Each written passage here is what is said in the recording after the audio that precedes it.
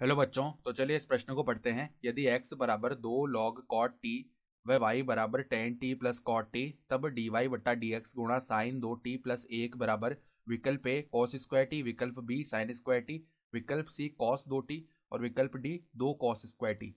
तो यहाँ पर देखो हमें x और y के मान दिए हुए हैं t के पदों में, तो हमें dy बट्टा डी एक्स गुणा साइन 2t प्लस 1 का मान बताना है। तो प्रश्न में आगे बढ़ने से पहले इस प्रश्न से संबंधित जो मुख्य अवधारणा है उसकी हम चर्चा कर लेते हैं। तो देखो मुख्य अवधारणा, log x का जो अवकलन है x के सापेक्ष वो क्या होता है, 1/x होता है। ठीक है। उसके बाद cot x का जो अवकलन है x के सापेक्ष वो क्या होता है, माइनस का cosec स्क्वायर x। ठीक है। और जो हमारे पास में tan x का अवकलन है x के सापेक्ष वो क्या होता है, sec स्क्वायर x के बराबर। तो ये सूत्र हमें पता होने चाहिए।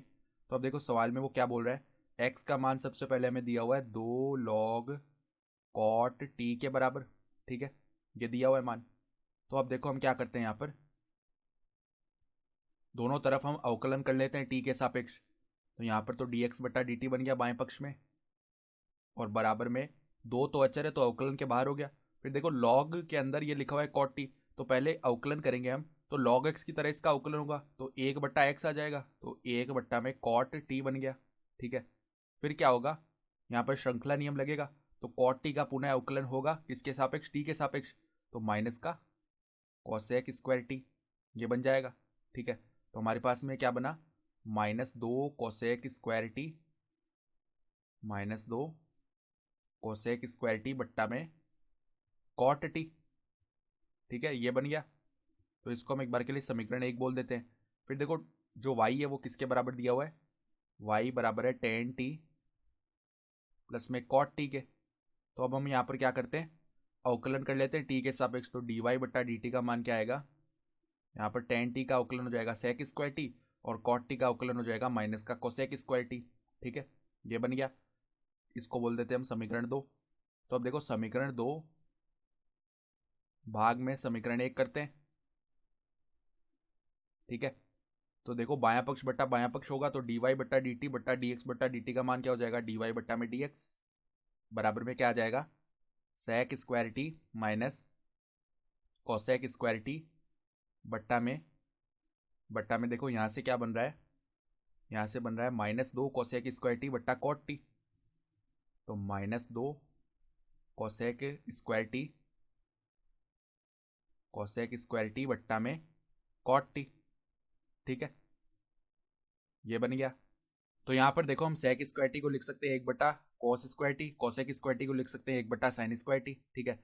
तो देखो यहाँ पर ये हो गया हमारे पास में बराबर में 1/cos स्क्वायर टी माइनस में 1/sin स्क्वायर टी, ये बन गया। फिर यहाँ पर बट्टा में क्या बनेगा, -2 बट्टा में यहाँ पर आ जाएगा साइन स्क्वायर टी। ठीक है। और जो कॉट टी है उसको हम क्या लिख सकते हैं, कॉस टी बट्टा साइन टी। ठीक है। तो यहाँ पर देखो साइन टी तो ऊपर आ जाएगा और बट्टा में आ जाएगा कॉस टी। तो यहाँ पर एक साइन टी से ये एक साइन टी शून्य हो गया। ठीक है, ये बन गया। तो अब देखो हमारे पास में क्या बन जाएगा, यहाँ पर ये जो साइन टी कॉस टी है ये ऊपर चला जाएगा। ठीक है। तो देखो क्या बना, अब ऊपर तो है, देखो माइनस को ऊपर ले लेते हैं, तो minus sign square T minus cos square T बट्टा में है साइन स्क्वायर टी। ठीक है। और कॉस स्क्वायर टी ये लेसे आ गया, और साइन टी कॉस टी ऊपर चला जाएगा, तो साइन टी कॉस टी। ठीक है।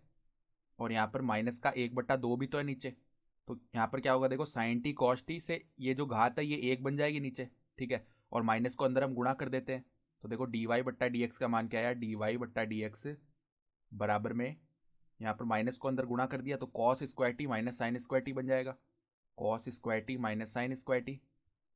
और बट्टा में देखो यहाँ पर क्या है, 2 साइन टी कॉस टी बच गया, तो 2 साइन टी कॉस टी। तो अब हम देखो जानते हैं cos square theta minus sine square theta किसके बराबर होता है, cos 2 थीटा के। तो ऊपर तो बन जाएगा cos 2t बट्टा में 2 साइन थीटा कॉस थीटा किसके बराबर होता है, sin 2 थीटा के, तो ये बन जाएगा sin 2t। तो ये आ गया हमारे पास में dy बट्टा डी एक्स का मान। अब देखो सवाल में मैं क्या पूछा है, dy बट्टा डी एक्स गुणा साइन 2t प्लस में 1। तो देखो अब dy बट्टा D x sign 2t plus में 1, इसका मान बताना है हमें। तो देखो dy बट्टा डी एक्स का मान रख लेते हैं, तो कॉस 2t बट्टा में साइन 2t गुणा में साइन 2t और प्लस में 1।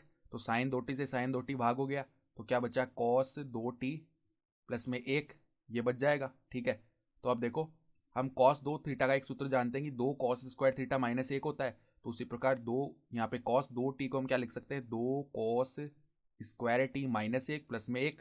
तो माइनस 1 प्लस 1 तो शून्य हो गया, तो हमारे पास में क्या बचा, 2 कॉस स्क्वायर टी। तो हम देख सकते हैं, देखो हमारे जो विकल्प डी है वो सही हो जाएगा, 2 कॉस स्क्वायर टी। तो आशा करता हूँ कि आपको ये प्रश्न समझ में आया होगा। धन्यवाद।